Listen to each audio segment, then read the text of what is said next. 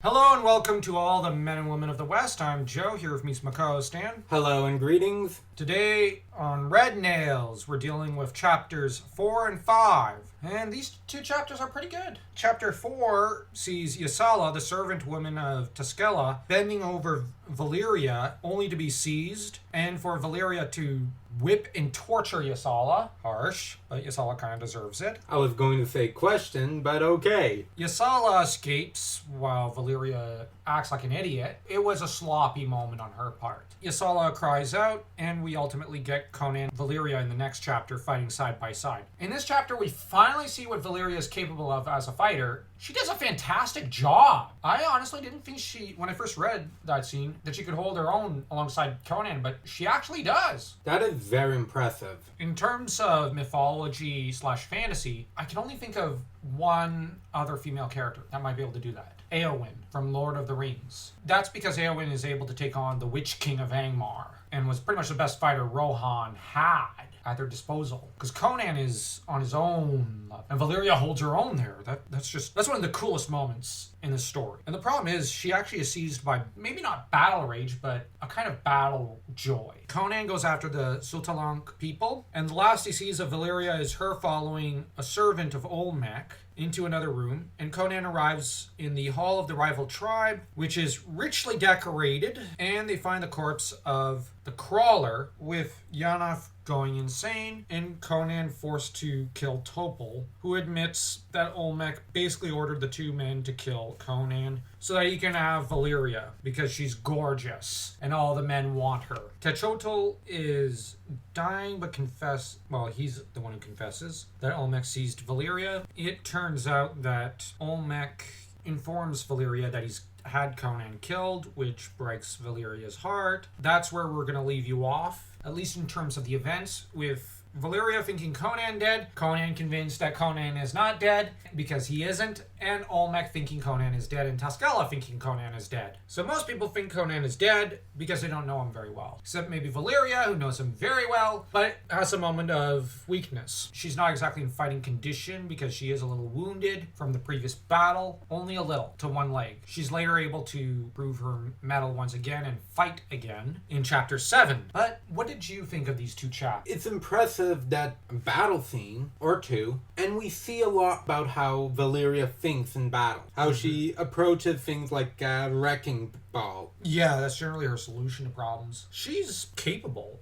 I have no other word to describe her. There are times where if she were to just ask Conan for help, a lot of problems would have been averted and resolved earlier. But she approaches everything like a wrecking ball. Mm-hmm. She's impulsive and hot-headed and hot-tempered. But ultimately, she does follow Conan's lead. She does. When she gets caught up in the heat of the moment, she gets impulsive. She's also far less experienced than Conan as an adventurer. And here we see why Conan is Conan. Yeah, and that is essentially smarter than him. He is, and even she knows it. But she's plucky and resourceful in her own way, but nowhere near as brilliant or as capable as him. And they form such a great team.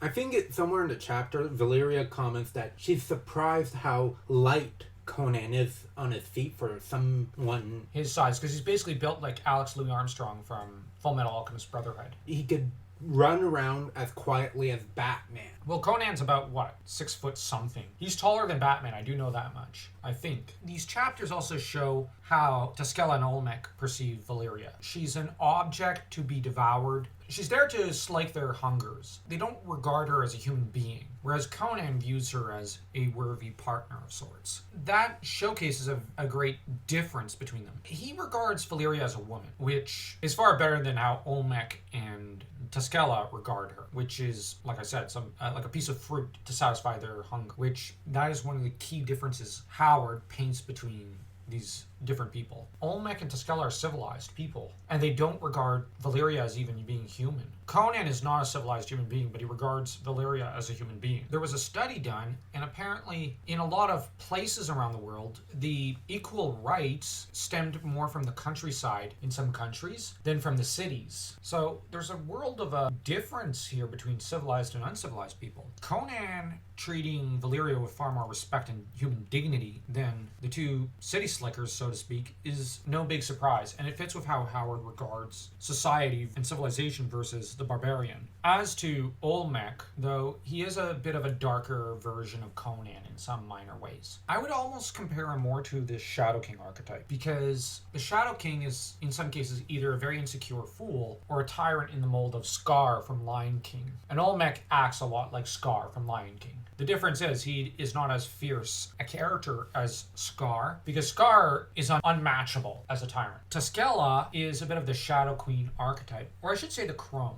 archetype. Tuscela is also a lich. For those who love Halloween stuff, well, guess what, folks? Happy Halloween. Red Nails is a very horror-esque story. But with this tribe, and with the fact that Tuscela's a lich, it fits. Any other thoughts on this? I think we've covered everything. So don't forget to smash that like and that subscribe button, as though you were Conan smashing his enemies to itty-bitty pieces.